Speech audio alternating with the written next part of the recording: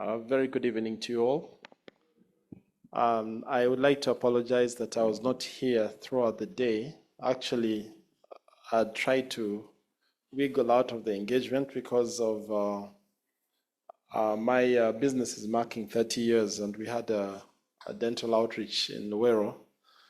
I told Lowell that it's probably better somebody else takes the slot, but he insisted. So I said, okay, I'll come. I went very early to Luero and left the team there and made my way back. But I'm glad I'm here. It was very, very good listening to the panel. And I'd like to thank you very much, Awel, for building up this community and all the leaders with you. I'm greatly encouraged. I know we have many challenges, but I think I've been around longer than many of you. And I can tell you we didn't have these conversations 30 years ago. We just didn't. We couldn't. Even 20 years ago. But being in a room like this, primarily full of younger people, talking about issues that you'd hear on a higher stage is a very encouraging thing. I know we are still far from where we should be, but it's great to see these kind of meetings. And there are several of them. This is just today. This is the second time in the Sheraton this week. On Thursday, I was here again on another panel discussing something in a sector. So when you look at things from a close view, they're tight. And I do share the concerns about the opportunities. There's a saying that the opportunity of a lifetime is taken in the lifetime of its opportunity. Can I say that again? The opportunity of a lifetime must be taken in the lifetime of the opportunity. And the point was made from the panel that, we don't have time, and that's true. But we need to, there's an awakening. It's a slow awakening coming across Africa, but it's there. And I just hope we will get more water poured over our faces quickly. When you're fast asleep, sometimes you need to get some shock treatment to wake up. That's what we need.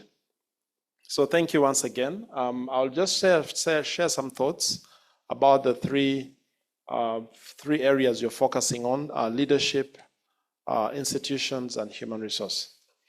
As I was thinking about this, I was reminded of this tool.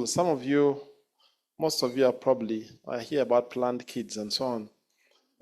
But in certain cultures, I think the Karamojong and some parts of Uganda, before we got all these nice chairs, our elders used to sit on stools. Some of them were two-legged, but two-legged stools are not very comfortable. You really have to balance.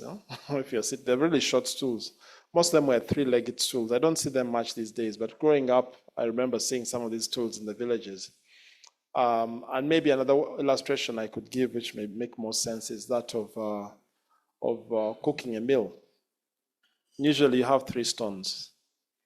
And as I thought about these 3, I said, no, these 3 are very key. They're not the only things that are important for our restoration as a continent. And I use the word restoration because we've not always been like this. That's a whole other story. When you study history, there was a time when Africa was leading the world. And I mean leading the world. The Platos, the Socrates of this world studied in Africa. I hope you know that. Pythagoras' theory, which is a math theory, is an African theory. It's not a Greek theory.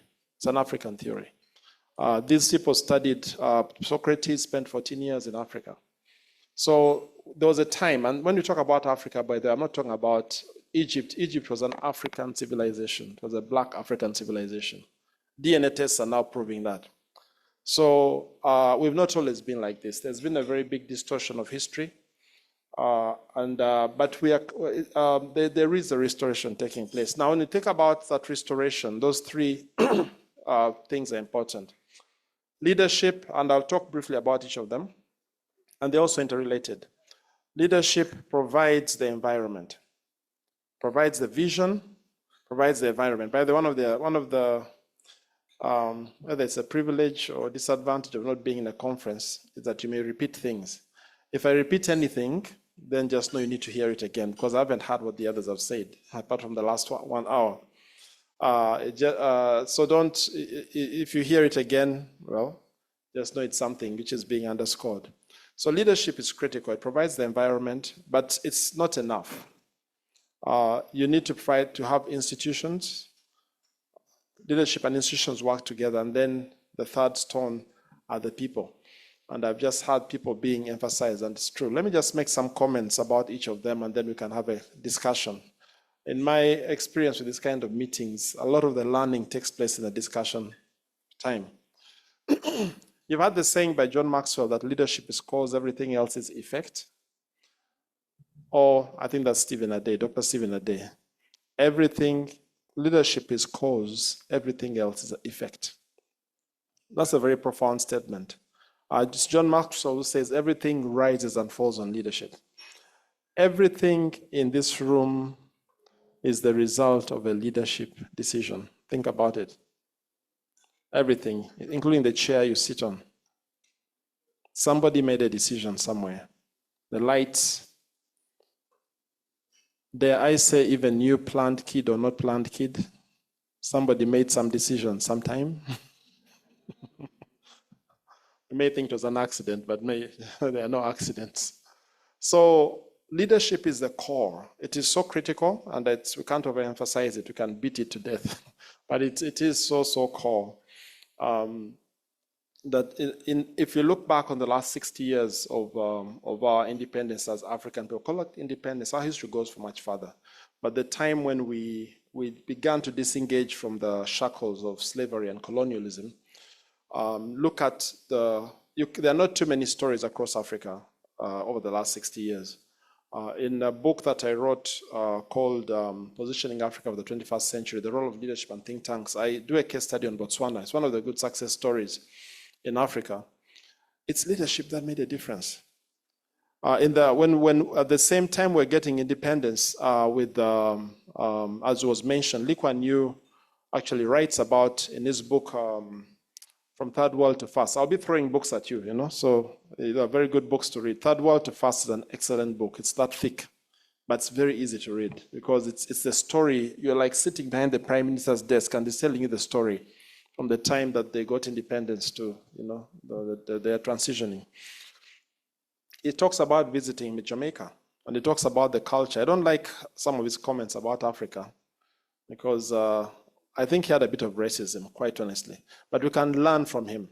I think he just thought there's something wrong with the Africans. He talks about Chogam in Zambia in that book, and he just said, these people, I noticed how they behaved while we were trying to travel as lean as possible. He was traveling commercial airlines, arriving for these big meetings in the UN, traveling with Singapore Airlines in business class or something.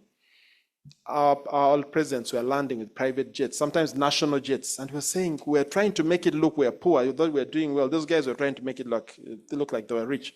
And he makes some comments. It's a very interesting book to read, and there's a whole chapter on African leaders in there. But the point here is that at the time of independence, we're actually better off. And I'm talking broadly. We're better off than the Southeast Asian tigers. In fact, I don't know that you know that Ghana gave South Korea aid. Did you know that? Ghana sent aid to South Korea. That's how things were.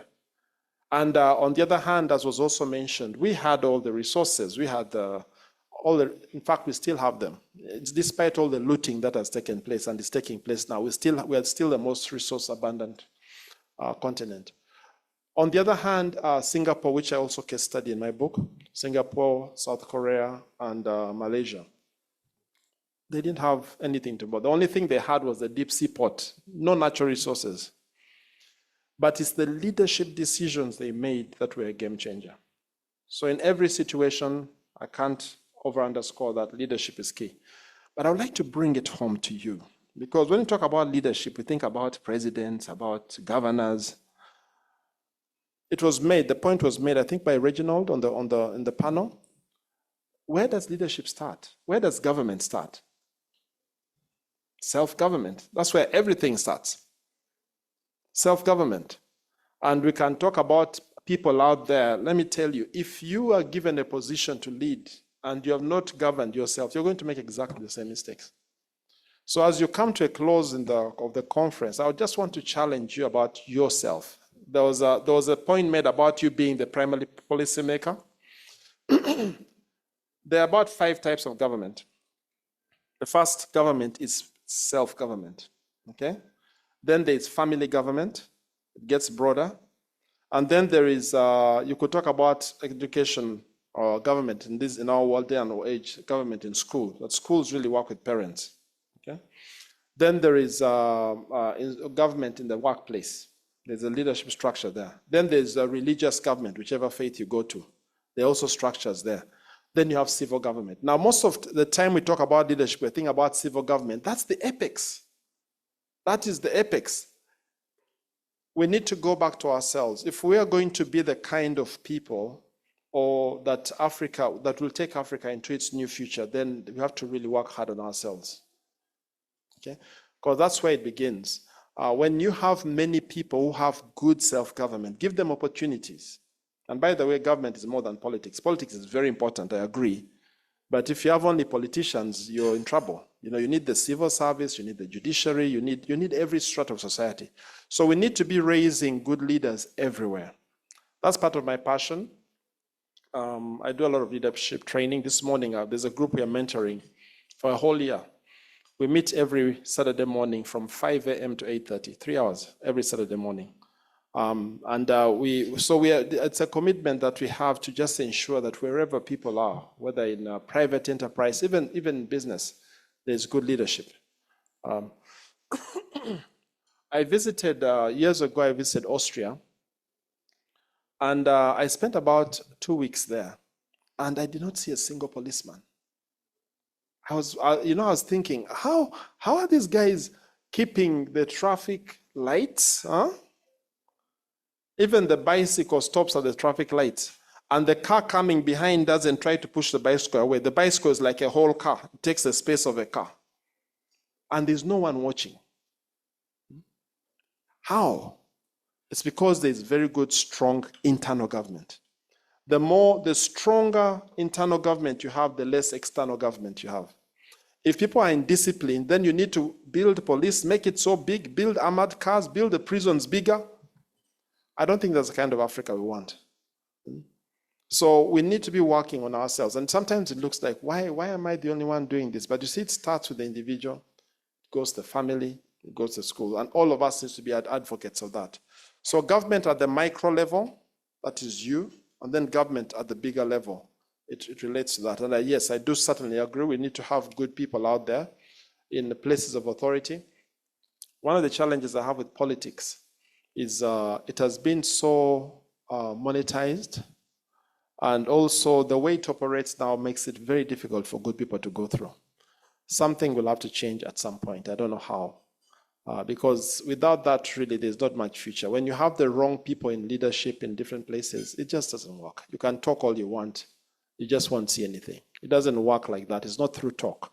It is people who carry who they are, and they take it. You can only lift an organization to your level. You can't lift an organization beyond your level. If a person is corrupt, you lift the organization that level. You can't be a corrupt person leading a very clean institution. It doesn't work that way in life. So yes, certainly we need good people everywhere. Yes, in politics, but we also need them in education. We need them in business. We need them in media. We need them in every sector of society. How do they come about? They need to be nurtured. And that's why I highly commend what you're doing here in Leo Institute. So that's the first stone, leadership. And I'm sure you've heard a lot about that over the last couple of days. Now, institutions are important because when it comes to corporate leadership, you can't do it on your own. There's no way, however smart you are. God made us interdependent. I would rather have a mediocre leader with strong institutions than a strong leader with weak institutions. You've heard the saying by Miles Monroe that you would rather have an army of lions. No, well, I think this doesn't bring out the point. Since I've started saying it, let me say it anyway. That you'd rather have, it was emphasizing the leadership part, that I would rather have an army of lambs led by a lion than an army of lions led by a lamb. Think about that. But it doesn't bring out my point too well. But institutions are important because when institutions are working well, then you don't necessarily have to have a strong leader. Now, maybe the other point to make here is that when nations are young, they need strong leadership, very strong leadership. Lee Kuan Yew, let me give that example. When you read the book, Third World to First World, you see that when Singapore was young,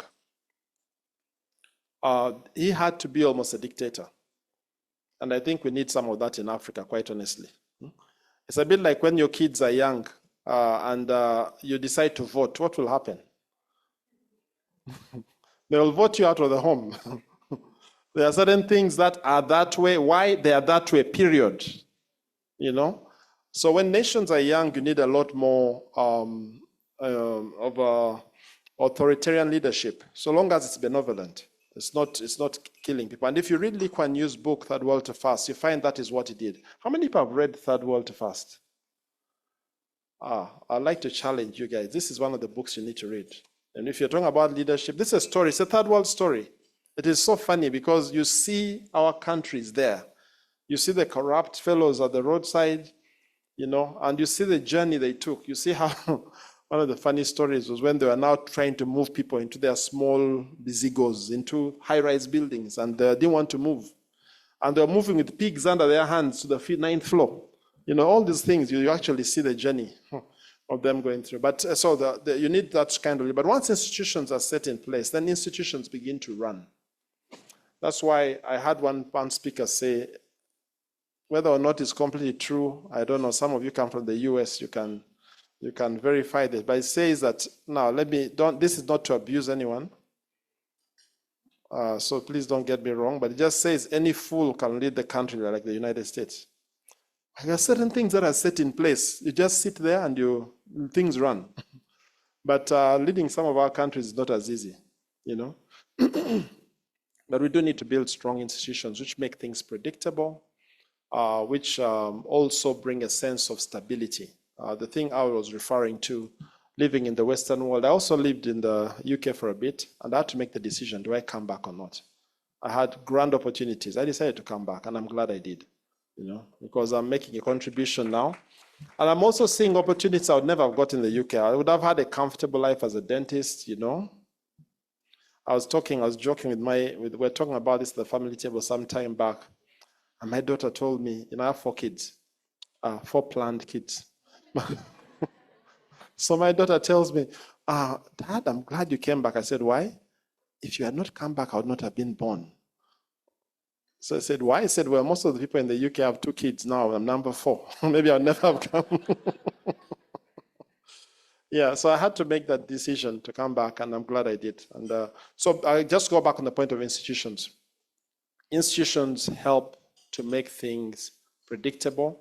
I was talking about living in the West and how, you know, one of the things that happened when I came back was just the irritation of banks were predictable, traffic, everything is like, it works like clockwork. So you come back and things are not working. And it took me 6 months to readjust. I always tell people coming back, when you decide to come, stay put. 6 months, don't make any decision, just stay put. Because you need to readjust to what things are like here. All right, let me make some comment about human capital. I'll go back to the story of Singapore.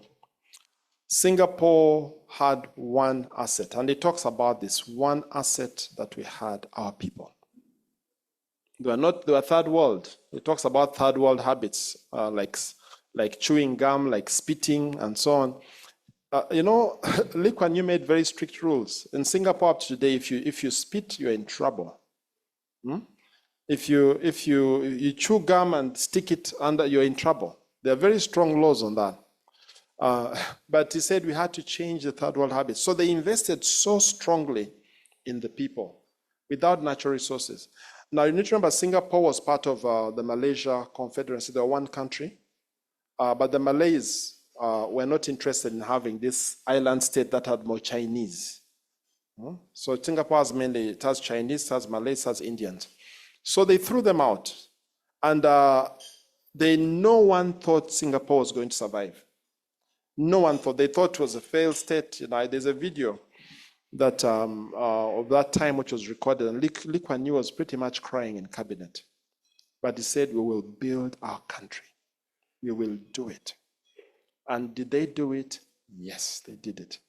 So much so that within a decade or so, their neighboring countries were coming to find out, what are you doing differently? Now that tells us that it is possible to build with none if you have people.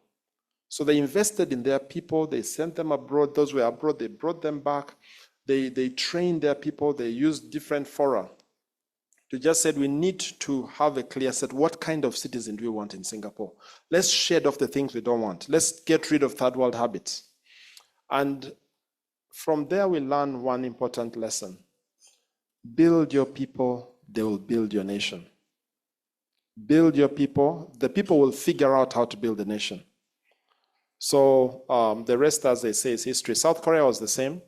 South Korea was actually, more or less, they called it a basket case.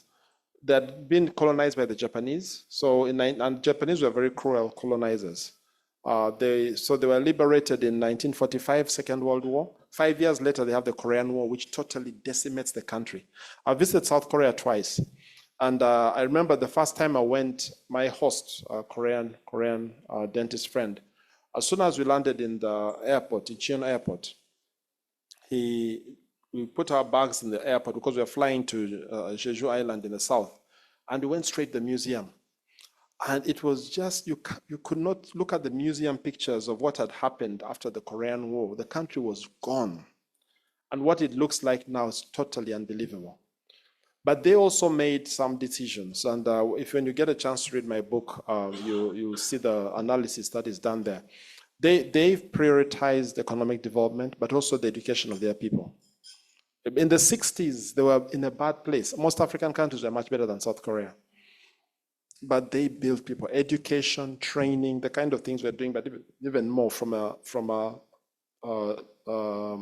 government level. At that time, they didn't have scientists. They prioritized science. Today, South Korea is the largest shipbuilding country in the world. It can happen. It can happen. Again, leadership, institutions. In my book, I talk about think tanks, the groups that actually, brought out the ideas that moved Singapore to what it is. That again, talking about this at a big level, we can say they should do it. I want to bring it down to you. What can you do? And I just want to challenge you all.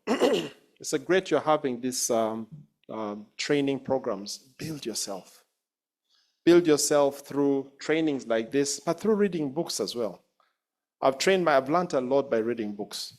Have targets whereby, if you're still younger, you tend to have more time. I find as you get older, it's almost impossible to have time. But build yourself. That is part of human capacity building. It is you. Of course, if you have kids, make sure they are planned kids. Plan for them. Plan to educate your kids. I think for your generation, that should be a given. Give them opportunities. Let them grow. As you build your capacity, you can do more. You can do more. There are things that you would not be able to do unless you have the capacity to do it, even if you occupy a position. It's not just occupying a position. There's too many people occupy positions who are totally incompetent. They sit in that position, they have titles, but when it comes to delivery, nothing. I'd rather be in a place where I'm not sitting in the position, but I'm influencing and getting things moving. But in building yourself, you ensure that when opportunities come, you're better prepared.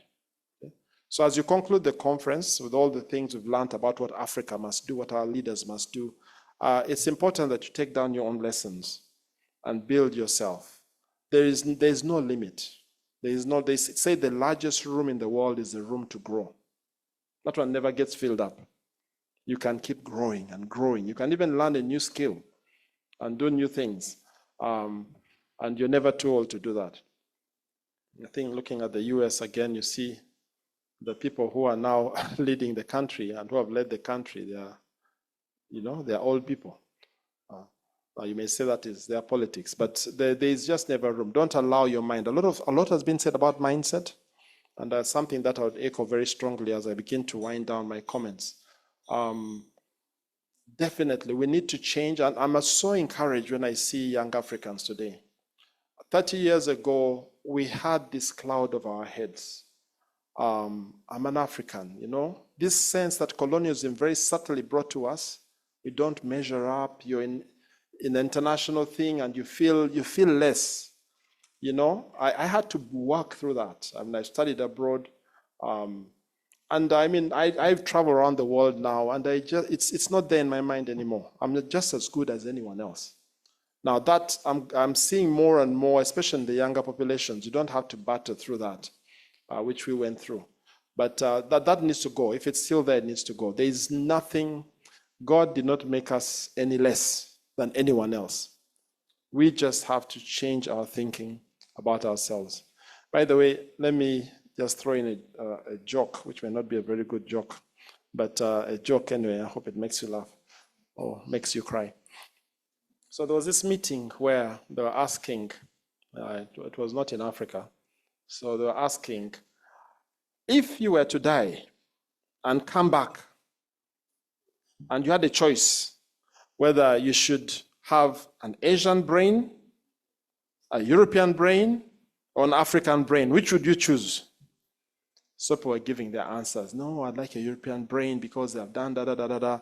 I'd like an Asian brain, da-da-da. So one guy put up his hand, says, I'd like an African brain. Everyone looked at him, an African brain? Said yes. And you know why? It is the least used one.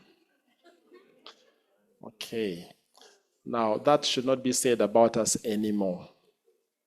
We've got to think, and we'll have opportunity. Some of our challenges are not internal, even as we talk about the challenges of trade and so on. Some of these were very intentional.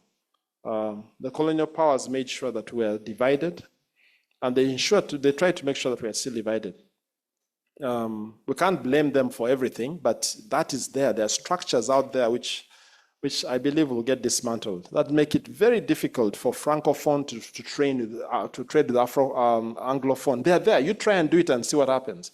First time I went to Rwanda in the 90s, I was shocked at the bill. I went to Ivory Coast. I said, why are phones so expensive? And I realized every call has to go through France first. Every single call. Why? We are next door to each other. Now, some of those things are being broken down, but there are other invisible barriers. Having said that, once we organize ourselves, there is no barrier we cannot bring down. So again, it goes back to us. It goes back to who we are. So, in conclusion, 3 stones that you've talked about. One being leadership, the other being institutions. Now, I talk about this and I think, okay, institutions, but how much capacity do we have in this room to influence institution? Well, one way we can do it is to build ourselves. You never know when that opportunity comes. And as you grow older, you'll find that as you build yourself in leadership, you get known, you're getting proposed to boards, your name is coming up when positions are being offered, and you're growing in influence. I've seen it happen in my own generation, but it's only when you build yourself. So institutions are key. And then the human resource element, which again, I just want to say, personalize the lessons that you've learned, because who knows what you'll be tomorrow. So with those few comments, thank you for the invitation, Awel. And I just want to say again, I'm very greatly encouraged. You may not see what I'm seeing, but I've been around longer than more of you, and I'm very greatly encouraged to find a room of young people like this talking about things that were really giving us a lot of sleepless nights years ago. That's a very good sign. And I believe in our lifetime, we shall see our beloved continent walk out. When we do, this will be the place to be. Because when we get past this whole, human resource thing, everything is here, everything. We hardly need to import anything on this continent, but we have a hurdle to jump. And I hope that all of us will be part of that great leap that will bring us to the other side. Thank you very much.